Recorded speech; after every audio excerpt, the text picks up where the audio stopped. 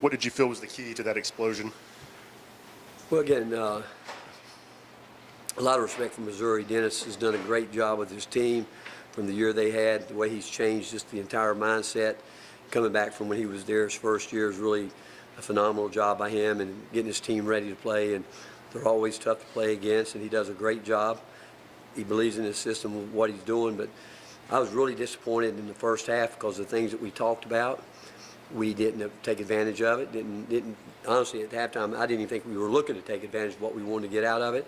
Second half, really proud of the fact that we executed better, took shots, got better shots, and can't start the game with those shots around the rim. They're tough. And then missing free throws early, but again, like always, I felt our defense kept us close enough when we got down, and then had a little spurt there to get back in it.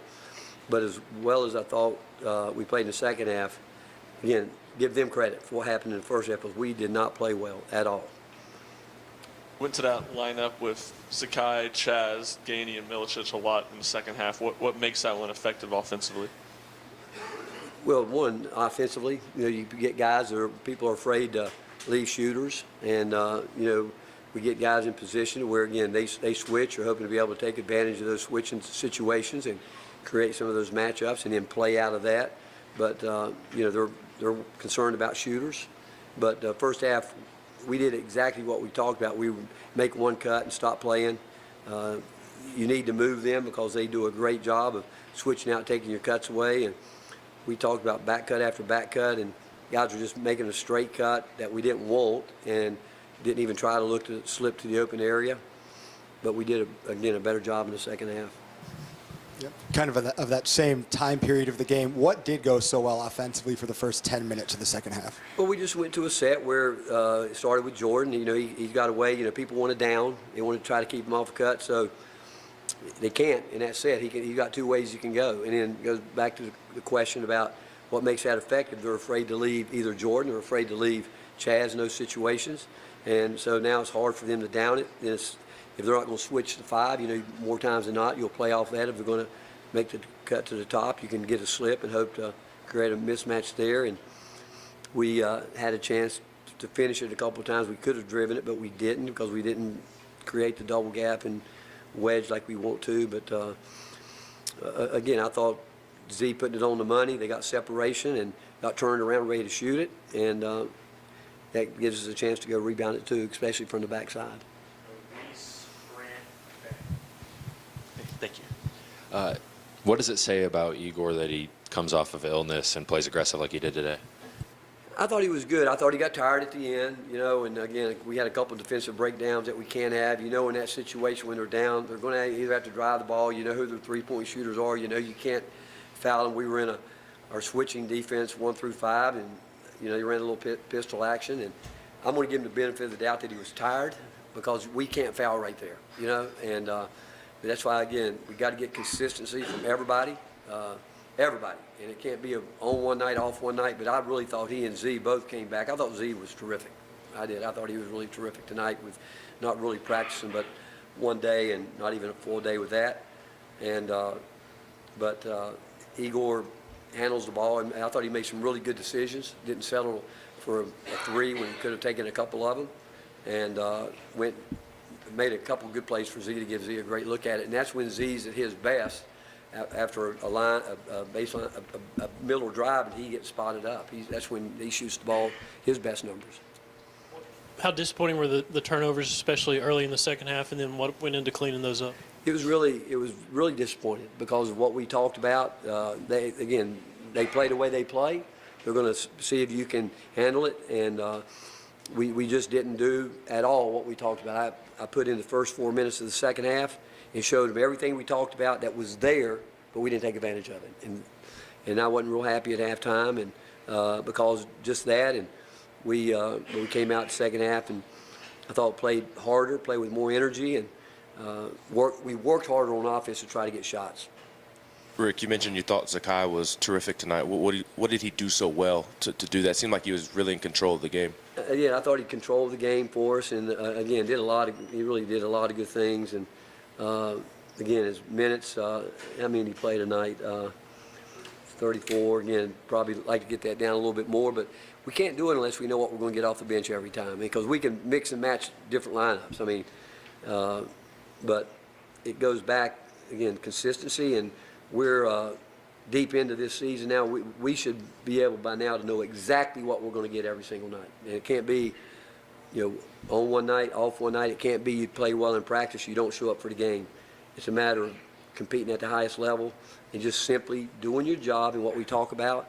But I don't want to take anything away from Missouri, because, again, Dennis has done as good a job as anybody in the country, he and his staff, and his guys are poised.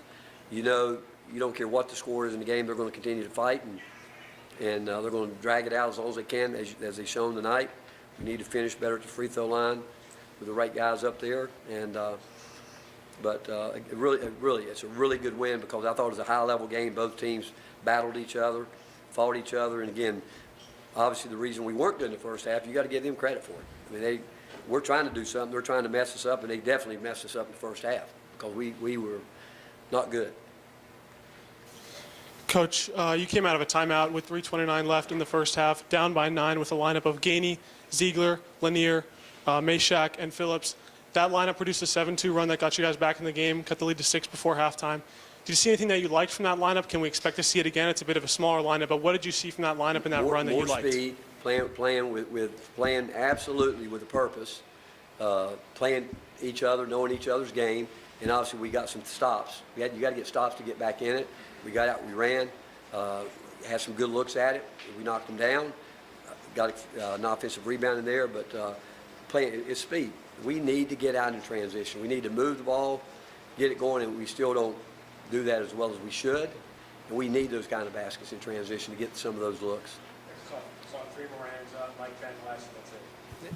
Rick, you referenced working harder to get good shots in the second half.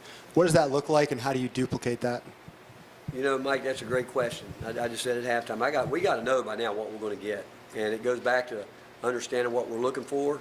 And what we were looking for early was there. We didn't read it. We didn't make the right passes, and we did. The ball was thrown too soft. Didn't get there, and the ball's got to be passed. We had a chance tonight to hit 2 wide open threes, and we threw just absolutely horrendous passes down by the knee and stuff like that took us out of shooting position. But I don't know if they were concerned about them, because they do a good job trying to deflect and get out and run, but we've got to become a better passing team in those situations, because we got them in rotation, and all we had to do was deliver the ball the right way, and we had the right guy ready to shoot the ball, but we didn't deliver the pass. Rick, I know you're talking about some things that y'all can do better offensively, but you still scored 85 points, and your defense gave up 81. Does it say anything about this team or your offense? Did you learn anything about the offense picking up the defense at times? Guys, we've had games when we've looked like a great basketball team scoring the ball. When the ball's going in, it all looks good. I mean, if I could coach making shots, I'd do this till I'm 110, if I can live that long. I mean, when that ball's going in, it looks good. And there's some nights it goes in and you're not even playing good, but it goes in. I mean, I think they banked a couple in from out top, but I've seen Real do that. He's done it. He's got deep range, and again, we found another three-point shooter, which we can't do. But what I want to see us do, make some of those shots around the rim. Those are the ones we need to make. If you start doing that, they got to loosen up. We finally got a couple back cuts, things that we talked about. I mean, they're just out there denying. You got to play basketball. You got there's games where you can quote unquote maybe run some offensive plays, and there's other games where you simply have to play basketball. And we showed them what we wanted. We didn't execute it in the first half. Again, Missouri had a lot to do with that.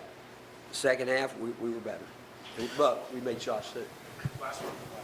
Rick, I guess athletes in general just kind of become creatures of habit during a season and routines. And for a couple guys, a couple of your starters to not play on Saturday and then not practice a ton maybe and come back and perform like this, I mean, do you expect something like that, or do you never know in a situation like that? I don't know if you ever know, but you know what? I think you ask any coach, if you could have one trait in a player, a lot of coaches might come up with something. Mine would probably be a high motor, play with a high-level motor night in and night out, or you could say that's a competitive spirit. You can break it down any way you want to do it. High motor means you're out there trying to win every possession. Competitive spirit means you're trying to fight for every possession. And it's hard. It's really, really hard to play the game that way. Very few guys can do it. And it's a daily commitment to it where you've got to get yourself in just incredible cardio conditioning, toughness. And at the end of the game, that's when those guys truly believe in the last 4 minutes you can break it loose by running the court, getting a layup, getting on the offensive glass, doing something where your motor or your competitive spirit makes a game-breaking play for you. Thanks, Coach. All right, thank you, guys.